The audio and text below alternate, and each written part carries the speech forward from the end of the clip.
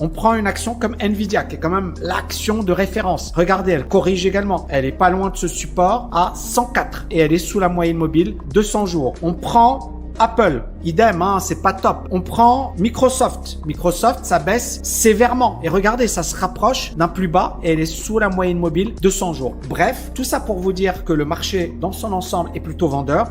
Et je finis bien évidemment avec le Bitcoin, hein, que beaucoup de gens suivent. Le Bitcoin est également en tendance baissière. Alors bien évidemment, moi je le surveille. Hein, le Bitcoin, je le surveille. Pour le moment, je ne touche pas. J'avais pris auparavant des positions sur le Bitcoin, sur MicroStrategy, etc.